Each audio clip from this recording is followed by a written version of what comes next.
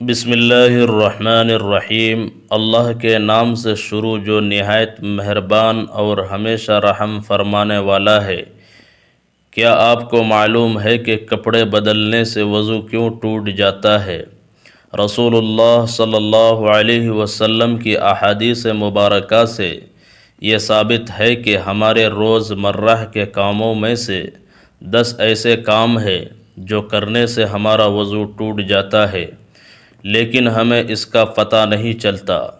Number 1، پانی۔ محترم ناظرین، ہمارا آج کا یہ خاص موضوع وضو کی فضیلت اور اس کی اہمیت پر مبنی ہے۔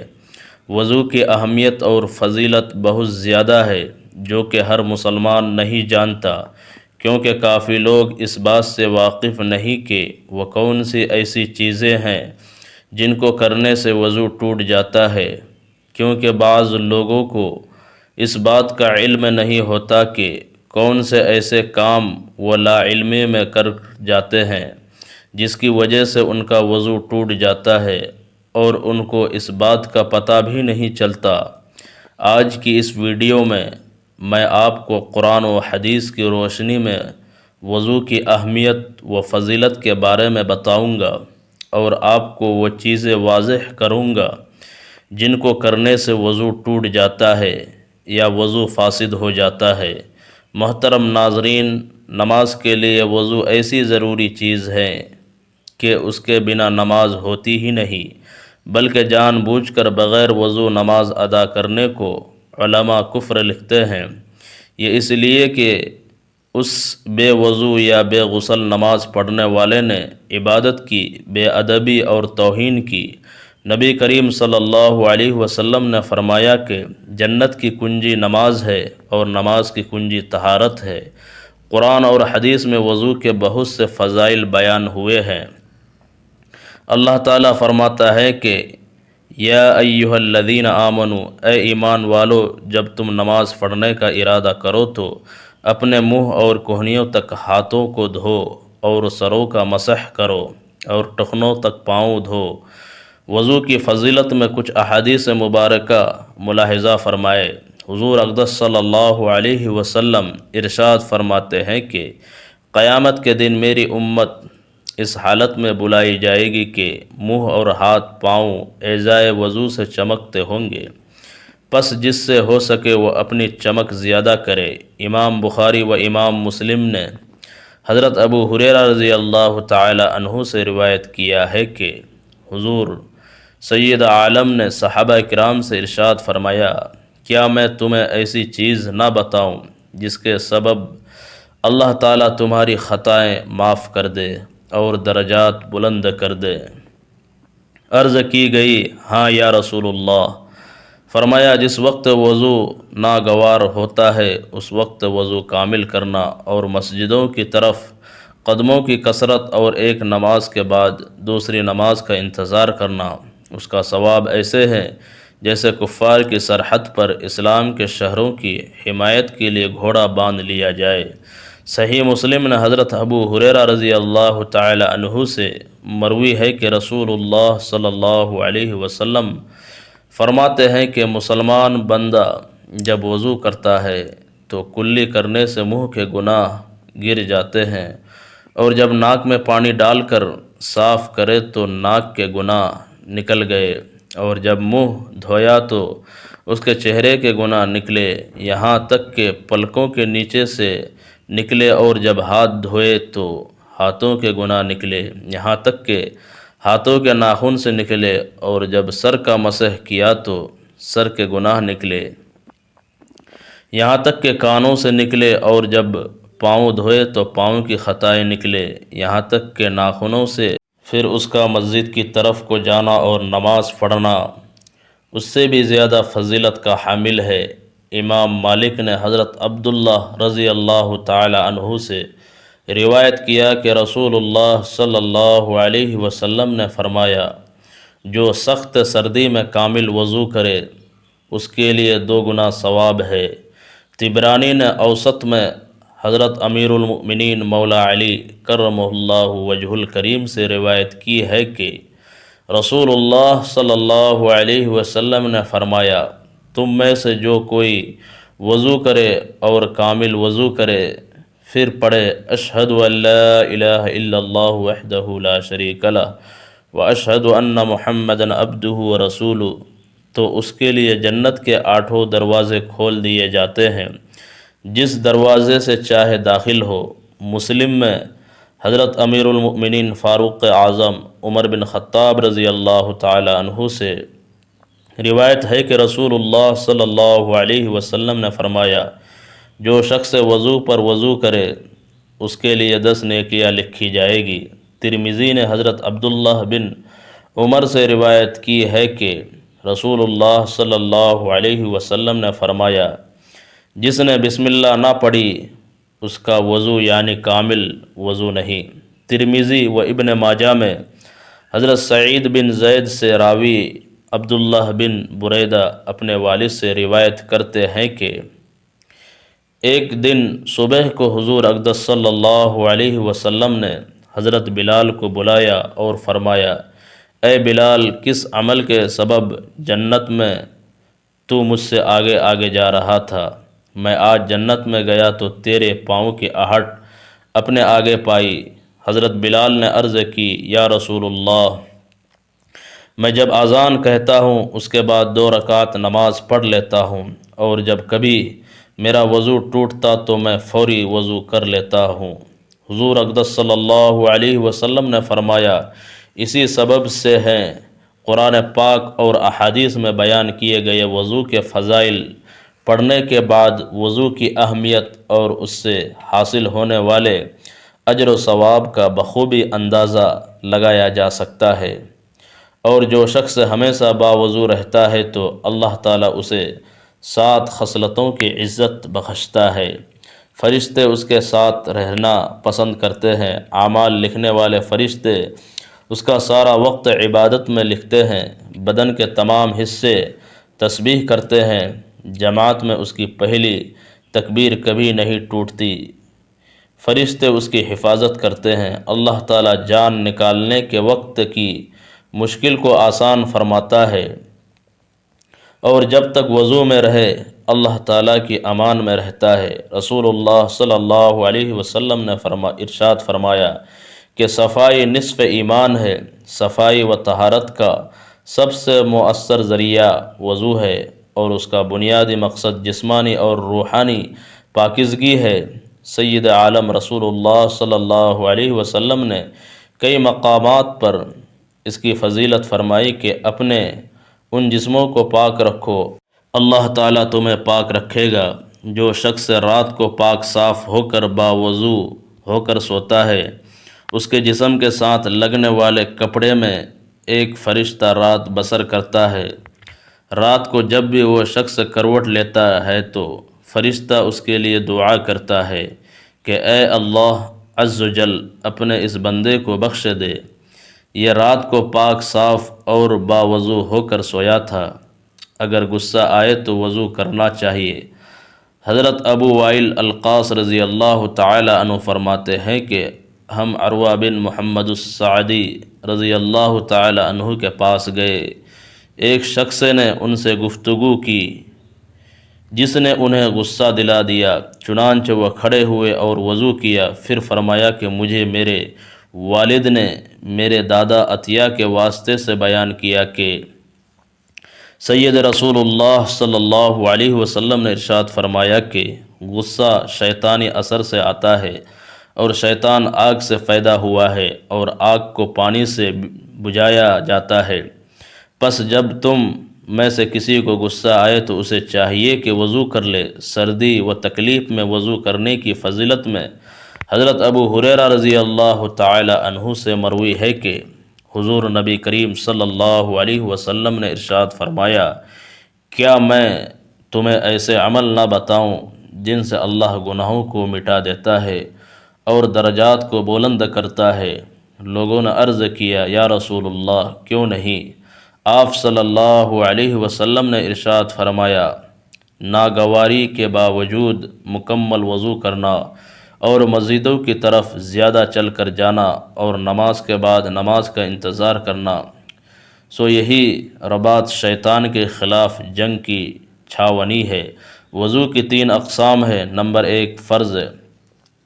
بے وضو جب نماز پڑھنے کا ارادہ کرے تو اس پر وضو کرنا فرض ہے، چاہے نفلی نماز کے لیے ہو یا نماز جنازہ، سجدہ تلاوت کے لیے ہو یا قرآن پاک کو ہاتھ لگانے کے لیے، حتیٰ کہ ایک ہی آیت مبارکہ کی تلاوت کے لیے ہو تو ان مذکورہ کاموں کے لیے وضو کرنا فرض ہے۔ نمبر 2 واجب۔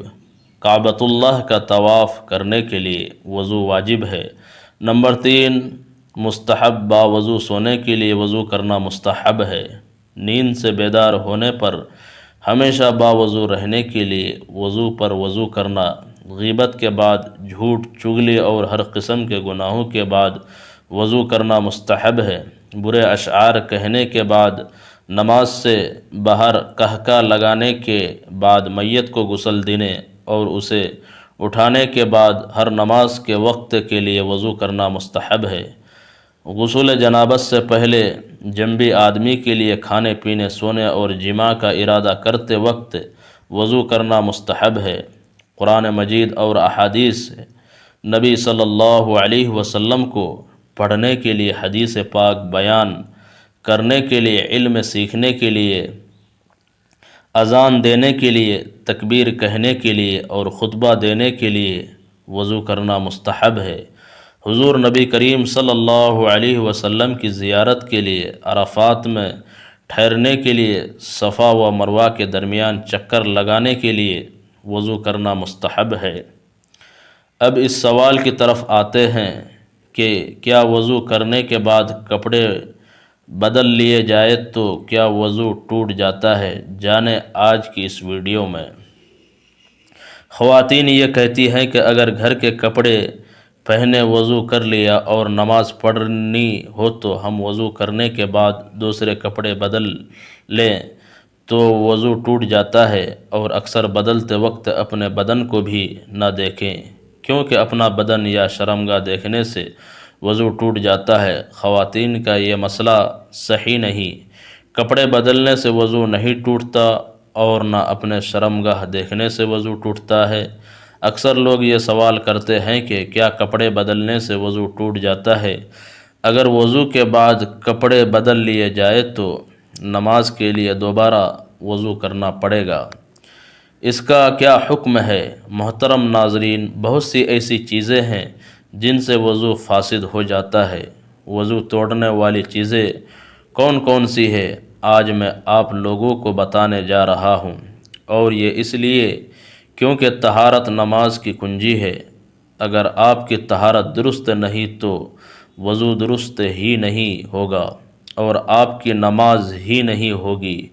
پیشاب کے قطرے اسے کہتے ہیں جو بعض لوگوں کو بیماری ہوتی ہے کہ انہیں پیشاب کرنے کے بعد بھی قطرے آتے ہیں، جس کی وجہ سے وضو ٹوٹ جاتا ہے اور ہمیں دوبارہ وضو کرنا پڑتا ہے۔ اور اسی طرح منی نکلنے سے بھی وضو ٹوٹ جاتا ہے۔ منی اسے کہتے ہیں جو شہوت کے وقت ذکر کے سرے پر چپکتا ہوا پانی نمودار ہوتا ہے۔ منی نکلنے سے غسل بھی فرض ہو جاتا ہے، اور اگر پہلے سے وضو ہو تو وضو بھی ٹوٹ جاتا ہے۔ اور اسی طرح کیڑا یا پتھری مرد یا عورت کے آگے یا پیچھے سے نکلنے سے وضو فاسد ہو جاتا ہے اور وضو ٹوٹ جاتا ہے۔ ہوا خارج ہونے سے وضو ٹوٹ جاتا ہے۔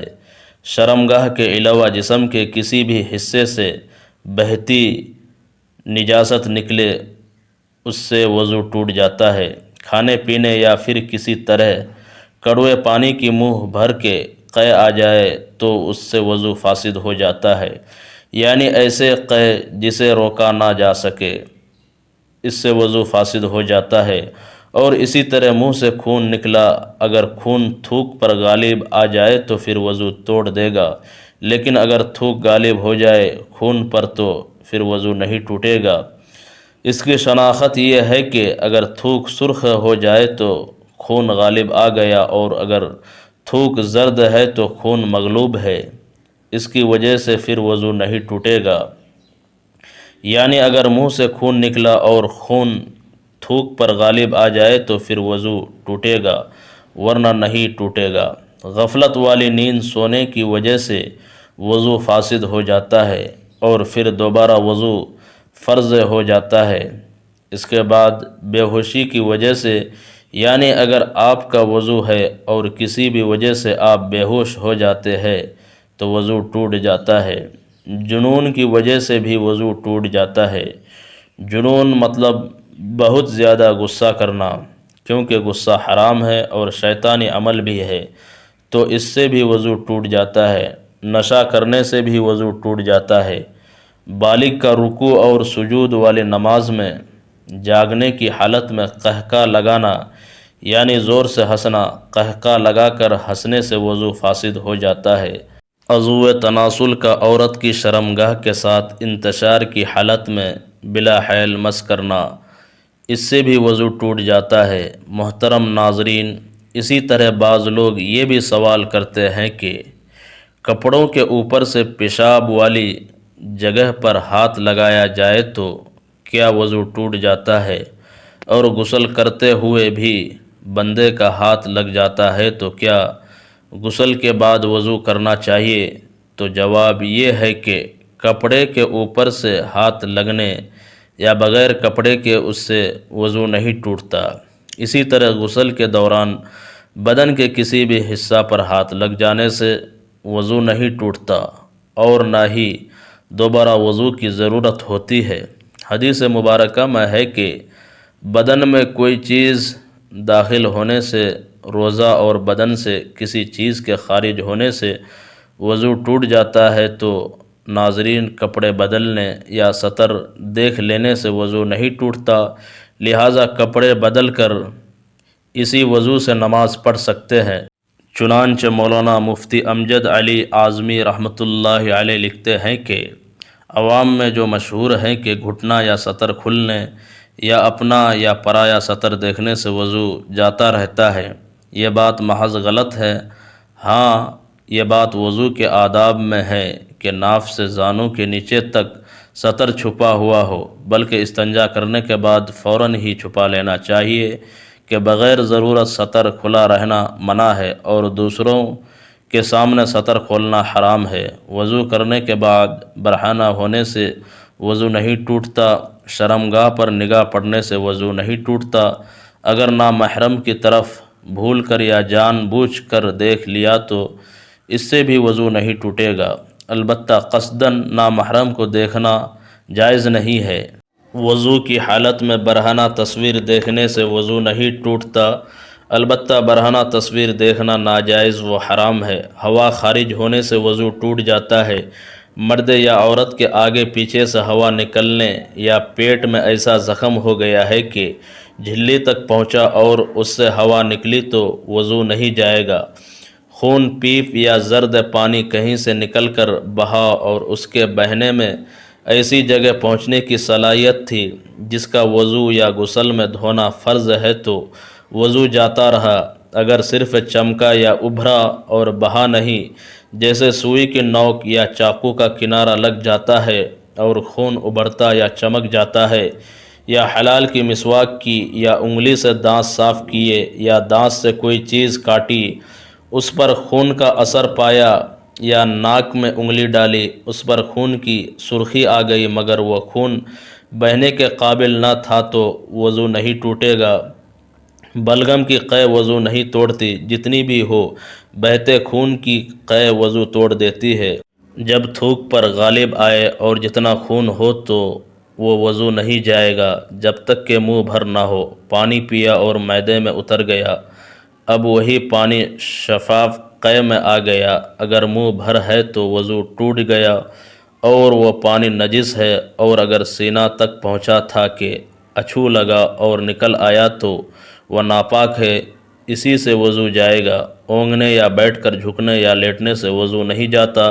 نماز وغیرہ کے انتظار میں بعض مرتبہ نیند کا غلبہ ہوتا ہے اور بندہ اسے دفاع کرنا چاہتا ہے تو بعض وقت ایسا غافل ہو جاتا ہے کہ اس وقت جو باتیں ہوئیں ان کی اسے بالکل خبر نہیں رہتی، بلکہ وہ 2-3 آوازوں میں آنکھ کھلی اپنے خیال میں یہ سمجھتا ہے کہ سویا نہ تھا، اس کے خیال کا اعتبار نہیں۔ اگر معتبر شخص کہے تو غافل تھا، پکارا جواب نہ دیا، بات پوچھی جائے اور وہ نہ بتا سکے تو اس پر وضو لازم ہے۔ اگر نماز کے اندر سوتے میں یا سجدہ تلاوت میں قہقہ لگایا تو وضو نہیں جائے گا، مگر نماز یا سجدہ فاسد ہو جائے گا۔ اور اگر اتنی آواز سے ہنسنا ہے کہ خود اس نے سنا اور باہر والوں نے بھی سنا تو وضو نہیں جائے گا، مگر نماز جاتی رہے گی۔ اگر مسکرایا کہ دانت نکل آئے مگر آواز بالکل نہیں نکلی تو اس سے نہ نماز جائے گی نہ وضو۔ لیٹ کر سونا، خواہ پیٹھ کے بل ہو یا کروٹ کے بل پر ہو یا تکیہ وغیرہ کے سہارے سے ہو یا کسی اور شکل پر ہو جس سے سرین زمین سے جدا ہو جائے یا صرف ایک سرین پر سہارا دے کر سو جائے تو وضو ٹوٹ جائے گا۔ سہارے کا مطلب یہ ہے کہ اگر سہارا ہٹا لیا جائے تو وہ گر پڑے اور سرین زمین سے جدا ہو، لیکن اگر بغیر سہارا لیے کھڑے کھڑے یا بغیر سہارا لگائے بیٹھ کر سو جائے یا نماز کی کسی ہیئت پر جو مردوں کے لیے مسنون ہو، مثلا سجدہ یا قاعدہ میں مسنون طریقے پر سو گیا تو وضو نہیں ٹوٹے گا۔ اگر دونوں سرین پر بیٹھا ہے، گھٹنے کھڑے ہیں، ہاتھ پنڈلیوں پر لپٹے ہوئے ہیں اور سر گھٹنوں میں ہے تو اس حالت میں سونے سے وضو نہیں ٹوٹے گا۔ البتہ بیمار لیٹ کر نماز پڑھتا تھا اور نیند آ گئی تو وضو جاتا رہا۔ ناظرین، یہ ایسی چیزیں ہیں جن سے وضو فاسد ہو جاتا ہے اور وضو ٹوٹ جاتا ہے۔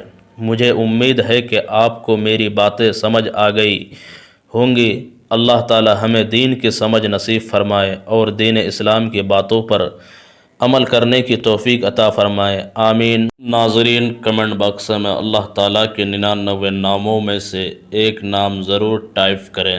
اللہ تعالی ہم سب کا حامی و ناصر ہو، آمین۔ جزاک اللہ۔